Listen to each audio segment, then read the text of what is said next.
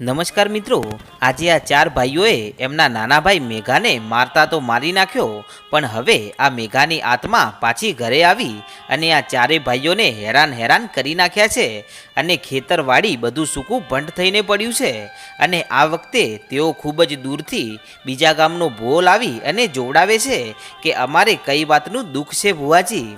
અને ત્યારે આ ભૂવો એમની માતાના સહારે કહે છે કે તમે આજથી 5 વર્ષ પહેલાં કોઈને મારેલો ખરા? અને ત્યારે બધા ભાઈઓ કહે છે કે અમે તો ક્યારેય કીડી જેવું એ માર્યું નથી, તો પછી આ માણસને તો થોડો મારીએ. અને ત્યારે ભૂવો કહે છે કે હે પાપીઓ, તમે કાસળીમાં બાંધી અને એક જમીનના ટુકડા માટે પોતાના સગા નાના ભાઈને મારી અને કૂવામાં ફેંકી દીધો હતો. બોલો, આ વાત ખોટી છે? અને ત્યારે આ ચારેય ભાઈઓની રાજની વાત જ્યારે આ ભુવાએ ધૂણીને કહ્યું ને, ત્યારે આ ચારેય ભાઈઓ ધ્રુજવા લાગ્યા કે ભુવાજી, એ અમારાથી ભૂલમાં થઈ ગયું છે.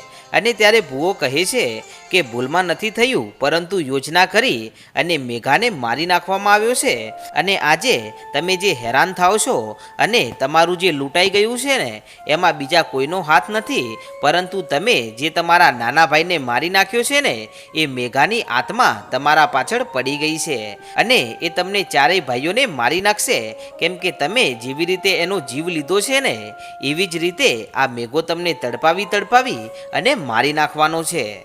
અને ત્યારે આ વાત સાંભળી અને આ ચારેય ભાઈઓ અને એમની પત્નીઓ ભુવાજીના પગમાં પડી ગઈ કે ભુવાજી, તમારી વાત એકદમ સાચી છે અને અમે લાલચમાં આવી અને આ કામ કરી બેઠા છીએ, માટે હવે તમે ગમે તેમ કરી અને આ મેઘાની આત્માથી અમને છુટકારો અપાવો. અને તમે અમારી સામું નહીં તો અમારા આ નાના બાળકોની સામું તો જુઓ. હવે અમને ઉગારી લો ભુવાજી, અમને તમારા સિવાય બીજું કોઈ બચાવી નહીં શકે.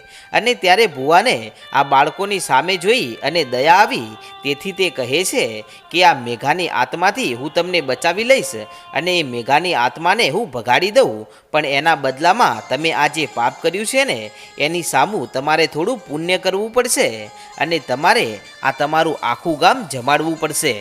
અને ત્યારે આટલી વાત સાંભળી અને સૌથી મોટા ભાઈ વરદાજી બોલ્યા કે હે ભુવાજી, ખાલી ગામ જ નહીં, પરંતુ તમે કહેતા હોય ને તો આજુબાજુના ગામડા જમાડી નાખીએ, પણ આ મેઘાથી અમને છુટકારો અપાવો. અને ત્યારે ભૂવો કહે છે કે તો અત્યારે મને રજા આપો અને કાલે સાંજે હું મારા ગુરુને લઈ અને અહીંયા તમારા ઘરે આવીશ અને તેઓ ગમે તેવો વળગાડ હોય કે ગમે તેવું ભૂતાવળ હોય એને શીશામાં પૂરી અને લઈને રવાના થઈ જાય છે. અને ત્યારે આ ચારેય ભાઈઓ કહે છે કે હા, તમે એવું જ કરો જેથી અમને રાહત મળી જાય. પણ મિત્રો, ત્યારે આ મેઘાની આત્મા પણ ત્યાં ઊભી આ બધી વાતોને સાંભળતી હોય છે અને કહે છે કે હે પાપીઓ, તમારામાં એટલી ત્રેવડ નથી કે તમે મને શીશામાં પૂરી નાખો અને આવતીકાલે આ ભુવાને અને એના ગુરુ બંનેને જો દોડાવું ના ને, તો મારું નામ પણ મેઘો નહીં. અને આમ ભૂવો તો આજે ચાલ્યો ગયો, પણ આજે રાત્રે આ મેઘાની આત્મા બહાર ઊભી છે અને બહાર ઊભી વિચાર કરે છે કે આ ચારેય જણા અને એમની પત્નીઓ તો આરામથી સૂતેલા છે, તો લાય હવે આમને મારું નામ તો આમે ખબર તો પડી ગઈ છે કે હું જ આ બધું કરું છું, તો લાય આજે તો એમને હેરાન કરી નાખું. અને આમ વિચારી અને આ મેઘાની આત્મા પાછી એના સૌથી મોટા ભાભીના શરીરમાં પ્રવેશ કરે છે અને પ્રવેશ કરી અને ત્યાંથી તેમને બહાર નીકાળે છે અને તેમના હાથમાં એક સળગતી મસાલ હોય છે અને એ લઈ અને ઓરડાની બહાર આવે છે અને આવી અને આ ઘરની ચારે બાજુ તેઓ આગ લગાડવાનું શરૂ કરી નાખે છે.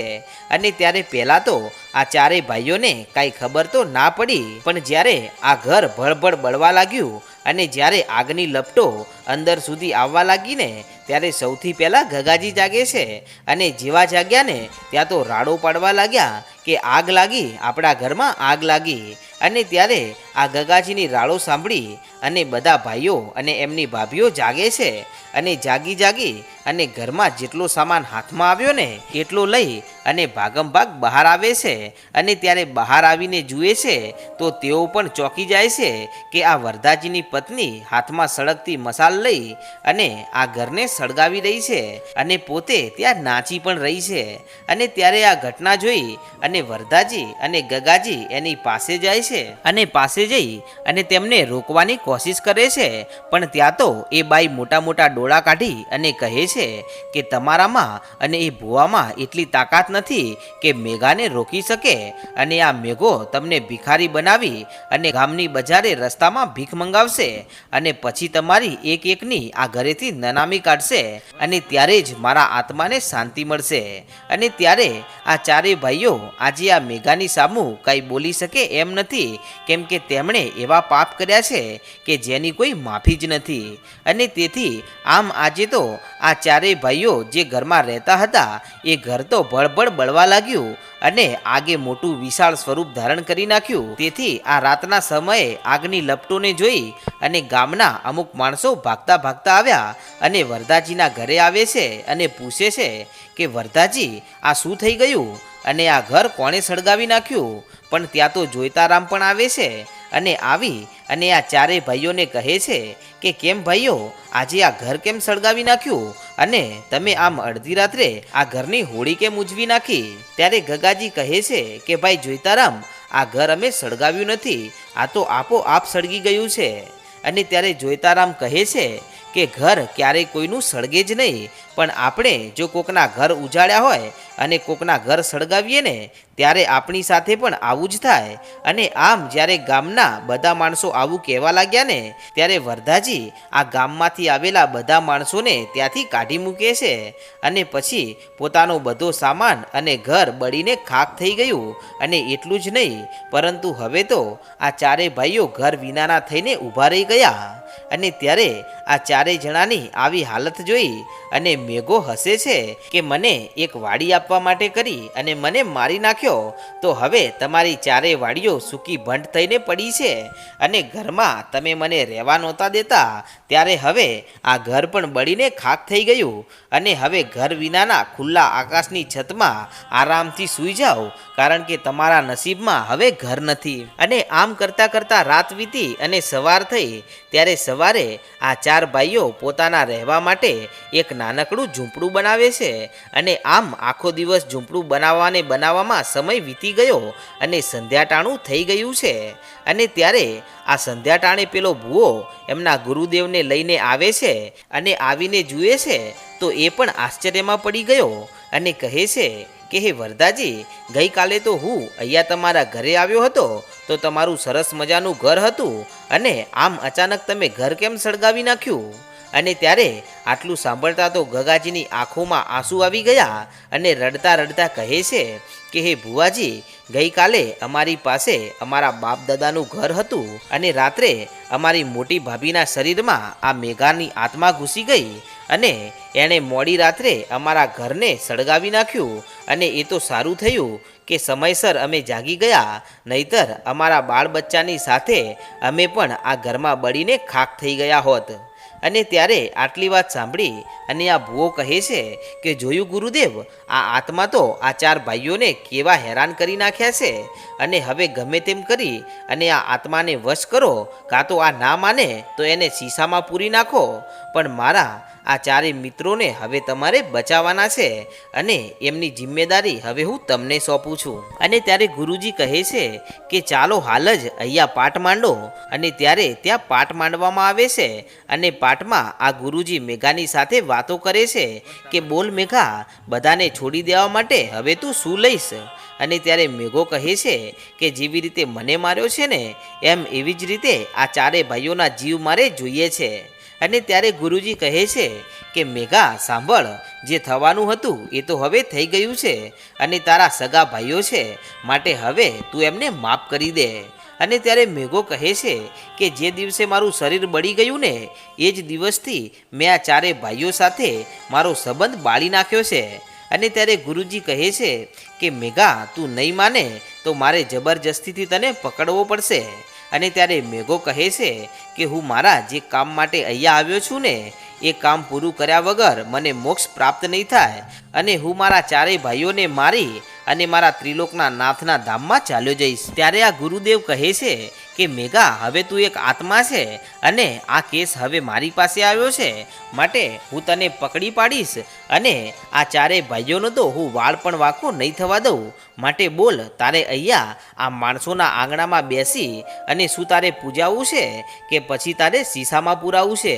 અને ત્યારે મેઘો કહે છે કે જીવના બદલામાં જીવ અને મોતના બદલામાં મોત આપી દો તો હું બેસવા માટે તૈયાર છું. ત્યારે ગુરુજી કહે છે કે કાંઈ વાંધો નહીં મેઘા, હવે તારી વાત અને તારા જેવી તો કંઈક ભટકતી આત્માઓને મેં વશમાં કરી નાખી છે અને તારી તો શું ઓકાત છે. અને આમ કહી અને ગુરુજી કહે છે કે હે ભાઈઓ, ચારેય જણા તમે મારી પાસે આવી જાઓ અને હવે હું આ મેઘાને વશમાં કરું છું. અને આમ કહી અને પાટમાં ગુરુજીએ મેઘાના નામનો એક દાણો લઈ અને પાટની વચ્ચોવચ મૂક્યો અને તેની આજુબાજુ તેમની માતાઓની ચોકી મૂકી અને પોતાના ખિસ્સામાંથી એક શીશો બહાર કાઢ્યો અને બહાર કાઢી અને એ ચોકી કરતી માતાઓને આ ગુરુજીએ આદેશ કર્યો કે આ મેઘાની આત્માને વશ કરો અને આ શીશામાં કેદ કરી નાખો. અને ત્યારે શીશાના ઢાંકણને ગુરુજી આટલું કહી અને જેવું ખોલ્યું ને ત્યાં તો શીશામાં એક ધુમાડા જેવું કાંઈક આવી અને અંદર ભરાઈ જાય છે. અને પછી એ શીશાના ઢાંકણને ફરીથી ગુરુદેવ વાખી નાખે છે અને કહે છે કે હે ચારે ભાઈઓ, તમારું કામ થઈ ગયું છે અને આ મેઘાને મેં આ શીશામાં પૂરી નાખ્યો છે. હવે તમારું કામ ક્યાંય અટકશે નહીં અને આ મેઘો હવે ક્યારેય તમને દુઃખ આપવા આવી શકશે નહીં. અને ત્યારે આટલી વાત સાંભળતાની સાથે તો આ ચારેય ભાઈઓ રાજીના રેડ થઈ ગયા અને કહે છે કે હવે તમારું મહેનતાણું બોલો અને અમારા ઘરે ભોજન જમી અને પછી તમારે તમારા ઘરે જવાનું છે. અને ત્યારે ગુરુદેવ કહે છે કે અત્યારે ભોજન જમવાનો સમય નથી, પણ આ આત્માને હજી અમારે ઠેકાણે પહોંચાડવી છે અને એના સિવાય અમે અન્ન જળ નહીં લઈએ. અને આમ આટલું કહી અને આ ગુરુદેવે આ શીશાને ખિસ્સામાં નાખી અને કહે છે કે ચાલો ભુવાજી, હવે અહીંયાથી ચાલી નીકળીએ. અને પછી તો આ ગુરુદેવ અને ભુવો રાતના સમયે ત્યાંથી નીકળી જાય છે અને રાતના અંધારામાં બંને ચાલતા ચાલતા એક ગામના સ્મશાનમાં આવે છે અને સ્મશાનમાં એક અર્થી બળતી હોય છે. ત્યારે ગુરુદેવ ત્યાં આવી અને વિચાર કરે છે કે આ સ્મશાન એક એવી ભૂમિ છે કે જ્યાં ક્યારેય કોઈ ખોદકામ કે બાંધકામ કરશે નહીં, માટે અહીંયા જ સ્મશાનમાં આ શીશાને પધરાવી નાખું.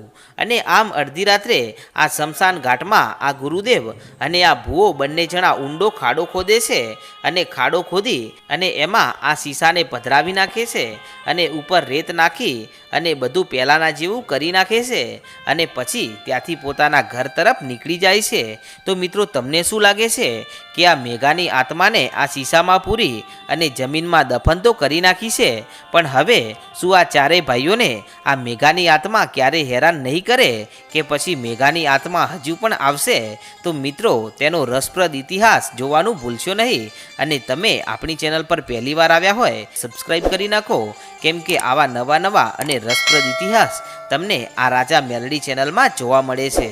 જય માતાજી.